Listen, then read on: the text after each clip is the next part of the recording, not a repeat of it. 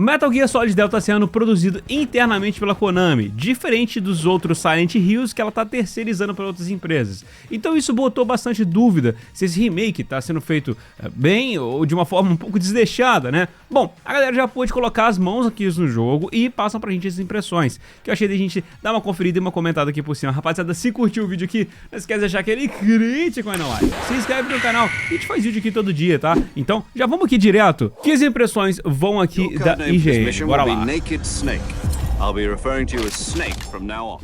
Few games truly deserve the remake treatment as much as Metal Gear Solid 3 Snake Eater. Arguably the best stealth action game of its generation, back in 2004 it pushed the PlayStation 2 to its very limits, so much so that the hardware occasionally weighed down its ambitions. 20 years later, a complete remake from Konami using the power of modern consoles has the potential to unlock the full, uncompromised vision of the game's original creators. Instead, this new, Kojima-less Metal Gear Solid Delta seems more like a very shiny HD remaster than the elegant remake it could have been. It's an admittedly beautiful nostalgia trip, but almost faithful to a fault. Cara, peraí, isso tá virando um padrão. Você lembra que a gente fez aqui um react da IGN sobre o Silent Hill, que eles comentaram a mesma coisa, que é fiel demais? Qual o problema dele com as coisas sendo fiéis com a IGN, cara? Os caras... Tá, vamos ver a argumentação dele. In a recent hands-on demonstration, I was able to play through Metal Gear Solid Delta's Virtuous Mission, a complete recreation of Snake Eater's prologue built in Unreal Engine 5. It looks every bit as fantastic as you'd hope, particularly when it comes to character models. Faces and clothing are a real highlight. The jungle is the true star of the show though, with modern lighting techniques helping showcase the graphical overhaul to every blade of grass, every pool of mud, and every writhing python. If you're a Metal Gear veteran, you'll know that the roughly 90-minute duration of the Virtuous Mission is dominated by cutscenes and codec calls. It's not the ideal section to test drive any changes Konami has made, visuals aside, particularly since Delta uses the same dialogue audio as the original Snake Eater, and thus all cinematics are frame for frame and line for line identical. Flying over Pakistan, altitude 30,000 feet. Approaching Soviet airspace. Listen up, Jack. Your mission is to infiltrate Selino Yask in the Soviet mountains, ensure the safety of Sokolov, and bring him back to the west. But if this slice is anything to go by, any gameplay changes are minimal. Delta appears to be a painstaking recreation of Metal Gear Solid 3 down to the millimeter.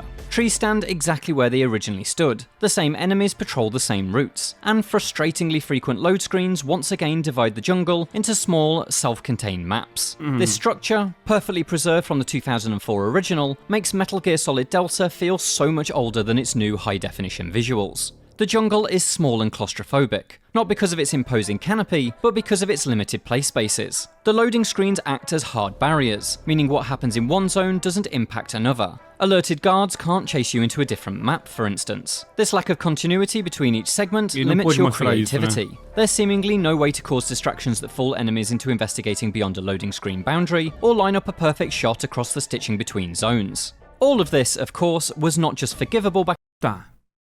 Isso aí eu vou ter que dar o braço a torcer. Eu acho que poderia interconectar as zonas, pique que o Dead Space fez no remake dele. in 2004, but expected. The PS2 simply couldn't render an entire seamless play space this detailed. But in 2024, the freedom of Metal Gear Solid 5's sprawling maps, which would be perfectly at home retrofitted into Snake Eater's Soviet wilderness, is sorely missing here. I'm reminded of Capcom's Resident Evil 2 remake, which eliminated the original game's iconic door-opening loading screens in favour of a more immersive, completely seamless police station. Without a similar approach, I worry that the overall play experience of MGS Delta won't be significantly different enough from the Snake Eater HD remaster, available as part of last year's Master Collection Volume 1. A game... Mas isso é ruim. A experiência não vai ser tão diferente do Metal Gear 3, né? Do original. Isso é ruim? Não acho que seja. Apesar de concordar com ele em questão das áreas conectadas. With a much lower price point and packaged with two other truly excellent games. After playing the demo, I had the chance to talk with Delta's producer, Noriaki Okamura, and I asked why the team didn't opt to bring MGS3's map design up to date. We did debate this internally, he told me. Maybe we should reskin the game into the current open world type map. No, open world, but after thinking about this, we would definitely have to basically remake the game from scratch, and by doing so, it could alter other things about the game, and we decided that that's not the direction we really wanted to take. Não, gente, nenhum nem outro, pô. Não é pra fazer o Metal Gear 3 virar open world, isso não faz sentido. Mas é só deixar... Porra, por que esse cara quer um open world do Metal Gear 3, mano? Porra, isso não faz sentido nenhum. Era só fazer o que Dead Space fez, interconectar as áreas.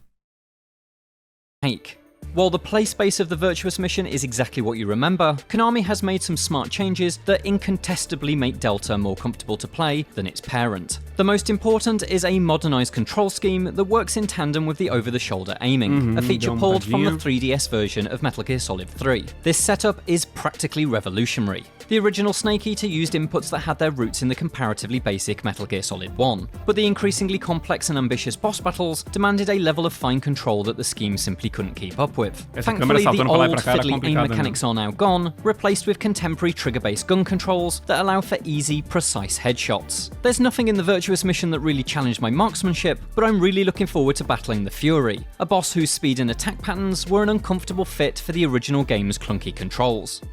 I am the Fury. The flames of my rage will incinerate you. Other welcome enhancements are a quick dial system for your codec, allowing you to access vital functions like saving the game by tapping down on the D-pad, while the up button opens a quick select for your camouflage. The two remaining D-pad buttons cycle through your equipment, which is a minor but solid improvement over the original scheme. More essential is the fact that Snake can now crouch walk, another feature first included in the 3DS version, which practically feels like a necessity in a stealth game. Combined with the refreshed aiming system and modern 3D camera, Snake Eater now plays much more intuitively. However, I will caveat that by saying it still does feel like a game from a prior generation. Snake unfortunately does not move with the fluidity of his MGS5 counterpart. Again, it feels like Konami has missed a clear opportunity to bring modern enhancements to MGS Delta. Provided the entire game follows suit with this demo, I think your feelings on Delta are going to depend on just how faithful you want this remake to be. If you're a purist, then you're in luck. The new MGS team at Konami clearly sees the original Snake Eater as something of a religious text. But it means Delta's creative vision is held prisoner by the early 2000s. Even the cutscenes feature the same fade to black loading between scenes as the original. Surely something cinephile Kojima would have exercised if only he'd had access to SSDs back in the day. Beyond the updated graphics and controls, there's nothing surprising, refreshing, or dare I say exciting about MGS Delta, at least in this demo. The only significant change we did find was that shooting Ocelot did not trigger the time paradox game over screen. Caralho.